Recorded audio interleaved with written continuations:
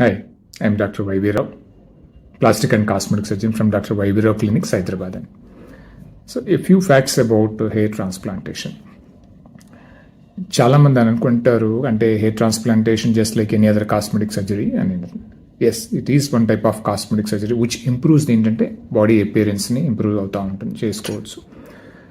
Compare to other cosmetic సర్జరీస్కి హెయిర్ ట్రాన్స్ప్లాంటేషన్కి ఏంటి డిఫరెన్స్ అంటే, all other cosmetic surgeries, for example rhinoplasty అని కానీ, ఫేస్ లిఫ్ట్ అని కానీ, బ్రెస్ట్ కరెక్షన్స్ అని కానీ, టమ్మీ కరెక్షన్స్ అని కానీ ఓన్లీ ఎక్స్క్లూజివ్గా ఆ సర్జన్ చేస్తాడండి, and qualified, that is plastic surgeons.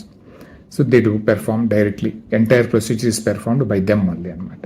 వెరాజ్ ఇన్ హెయిర్ ట్రాన్స్ప్లాంటేషన్ ఏంటంటే చాలామంది అనుకుంటారు entire procedure is done by that particular hair transplant surgeon, either a plastic surgeon or dermatologist అని అనుకుంటారు, because these two are the qualified people to perform any surgeries, that is hair transplantation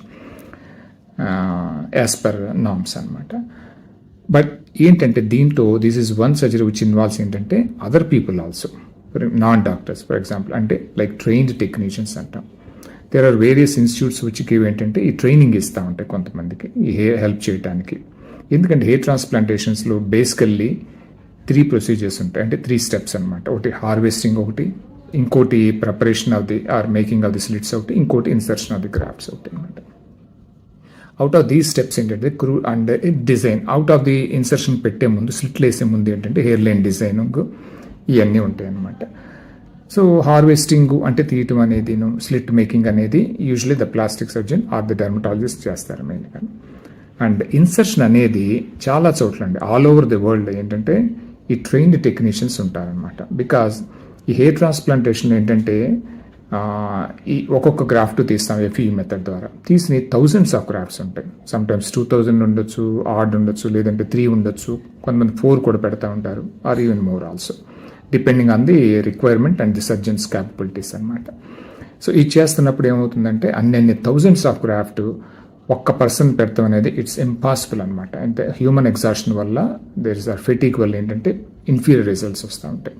in fact compare to surgeons కంటే కూడాను younger trained technicians, even in fact other places like all over the world also ఏంటంటే even micro సర్జరీని కూడా ఏంటంటే there is one type of surgery, blood వెసల్స్ని suture చేయడానికి అనమాట. అప్పుడు అక్కడ ఏంటంటే డాక్టర్స్ కొంతమంది కాకుండా they are not doctors, younger people, those who have more, for example 20s ఉండే వాళ్ళని ఏం చేస్తారు, ట్రైన్ చేసి సర్టిఫికేషన్ ద్వారా with that medical under their guidance చేసి వాళ్ళు చేయిస్తారనమాట.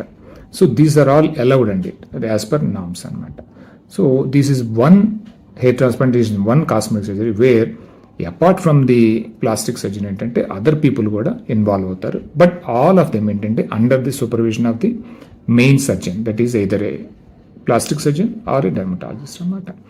So this is what the difference between hair transplantation and other cosmetic surgeries. Suppose ఇది ఇలా పడుకోబెట్టామనుకోండి, ఇది నోస్ అనుకుందాం, ఇది తలకి, ఇది హెయిర్ లైన్ డిజైన్ చేసింది, ఇది ఇయర్స్ అనుకుందాం, ఇది బ్యాక్ ఆఫ్ ది హెడ్ అనమాట. సో దీన్ని డయాగ్రమాటిక్గా మన ఊరికి లైన్ డివైడ్ చేస్తే ఇక్కడ వేసిన స్లిట్లు ఏంటంటే ఇలా వేస్తాం అనమాట. అంటే ఇలాంటి ఇన్స్ట్రుమెంట్ తోటి ఏం చేస్తామంటే ఒక 1 millimeter ఉంటుంది అప్రాక్సిమేట్గా ఇన్స్ట్రుమెంట్ విడ్తది, బ్లేడ్ డెప్త్ ఆర్ లెంగ్త్ ఏమో అరౌండ్ 5 to 7 or 8 millimeters ఉండవచ్చు, డిపెండింగ్ ఆన్ ది ప్లేస్మెంట్ బట్టి.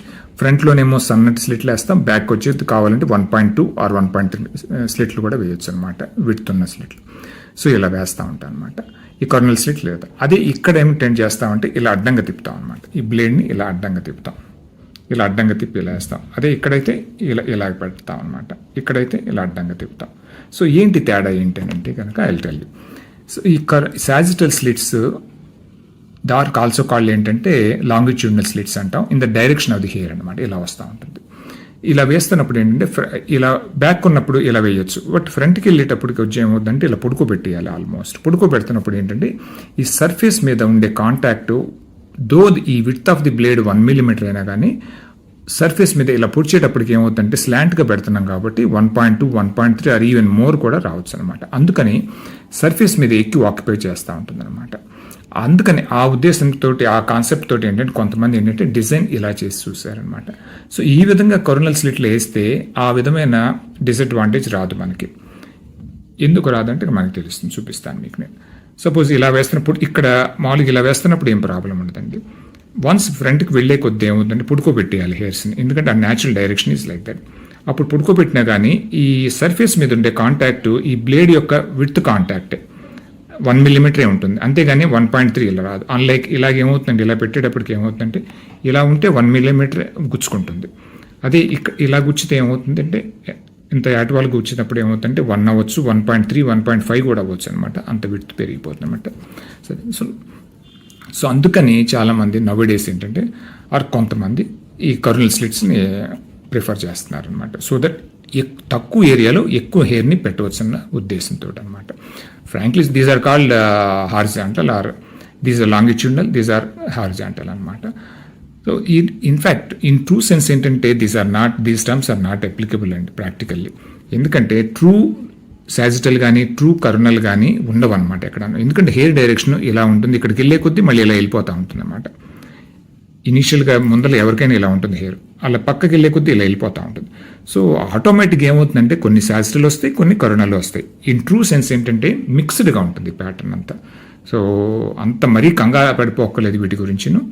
బట్ వీళ్ళంత వరకు ఫ్రంట్లో కొంచెం కర్నల్ స్లిట్ ఇస్తే is a better choice, because dense packing అనేది బాగా జరుగుతుంది అనమాట. So that is the main difference between sagittal and coronal slits అనమాట. So these are coronal slits, sagittal slit.